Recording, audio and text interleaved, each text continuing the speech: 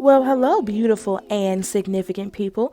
You are locked in with Queen Amber-Nicole of The Truth Speaks on Queen Talk Radio. So, the topic for today is financial control and relationships. I am so excited. I'm not even playing with y'all. I am so excited to cover this because the conversation needs to be had. Should the financial control in the relationship be split 50-50? Should the breadwinner be the head decision maker regarding finances, or should the old-fashioned view of the man controls the finances still be the norm? I have about 3 good queendom facts for y'all, and I'm going to throw it right at you. Number 1, a study conducted by Mainstay Investments shows that 56% of married men make all of the financial decisions in their marriage on their own.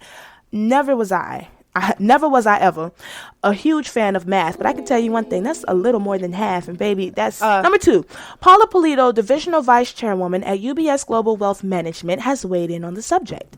When asked a question regarding the current statistics on the matter, she said, and I quote, "It's hard to believe that in 2021, only 20% of couples are equal partners in investing.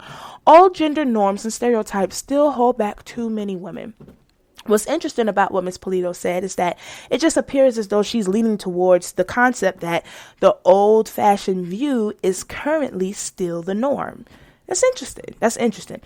Fact number 3, there's a thin line between financial control and financial abuse.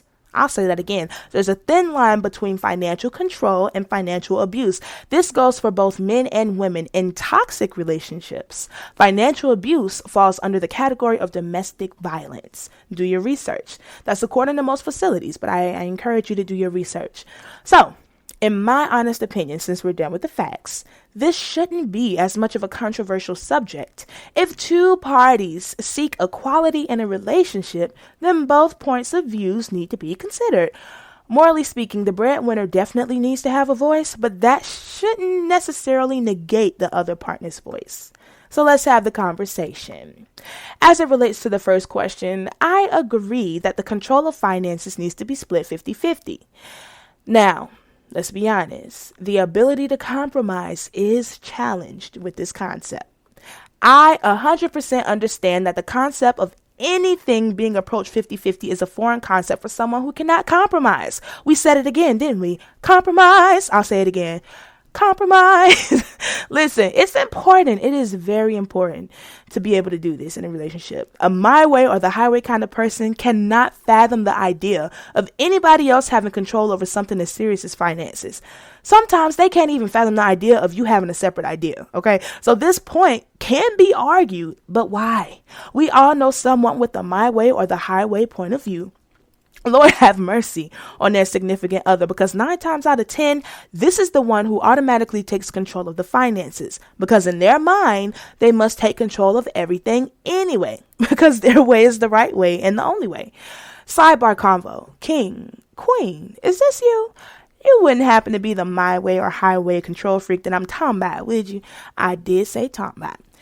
If it is you, let's do better. Admitting it is the first step. If you think your way is the only proper approach, then let me tell you, there's more than one way to give that cat a haircut, okay? More than one way to skin a cat.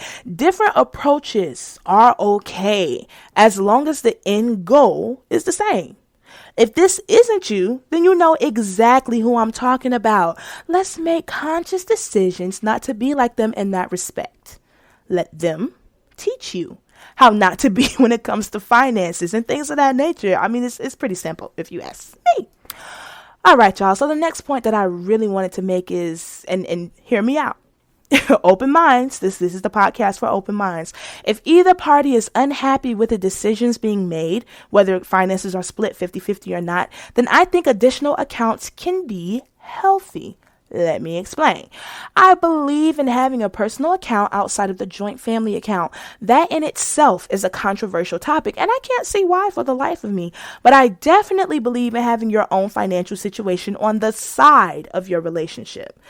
Now, that's not to take away from the joint account where we handle bills and other financial obligations, but in a case where I want to get my nails done or buy a certain top for myself or even buy something for somebody in my family, I don't think I need my future husband's permission, and that is on Mary, who had a little lamb. Okay, as long as these funds are not taking from a rent, mortgage, or car payment, then it shouldn't really matter anyway. Now, if that's how you run your kingdom or queendom, y'all know I have no qualms with you. But as for me and my house, that's just the way I feel. Either way it goes, there are some women, and this goes for men as well, who make all of the money in the relationship, and even as the breadwinner, they don't have any control or say in the finances. A perfect example of this, Dr. Foster from the UK Netflix series. Okay, Shorty is a doctor out here, making all the money. But you know what? I should say this. Here's a spoiler alert. If you haven't seen it, Dr. Foster on Netflix, you might want to fast forward this podcast a few seconds out. Okay, here we go. That was your chance. This fool, and I'm referring to the husband, basically gambles away all the money that the married couple had accumulated as a unit. Okay, she has no idea how much she's made, how much he's spent, that he's put out a second mortgage on their house, or anything financial for that matter. How, sweetie? How are you the breadwinner but can't even talk to the financial advisor regarding y'all finances without your man's consent? King, queen, wait. Okay, look, I mean, even my fellas, if you're the breadwinner, I highly doubt that you are 100% clueless about the money you're bringing to the table. But this is what happens when it's not 50-50 in real life. This is not just on Netflix. Saying all that to say, you know what I mean? This may be one of those conversations that you want to bring up with your current or new boo thing in the new year, speaking into existence. How will you all manage the financial control with all of the monetary blessings that have yet to come? This is important to consider for yourself, by yourself, and with someone else. All right. So in closing, kings and queens, a survey was conducted. 1 out of 5 men make all financial decisions in a relationship today without consulting their partners. Statistics showed just 20% of couples participate equally in financial decision making. Well, we decided to conduct our own survey, including both men and women, based off of their current or previous relationships. And I would love to personally invite you to participate.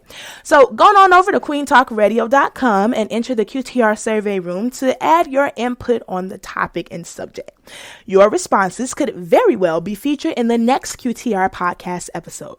Also, visit the Blogspot for more exclusive content on today's topic, which was not featured during the podcast. As always, this is only the introduction to a conversation that you are more than welcome to finish. Thank you so much for tuning in today, beautiful and significant people. And remember, you will never know how far you can reach until you first make the conscious decision to stretch. Stretch out in the new year. Happy New Year. Queen out.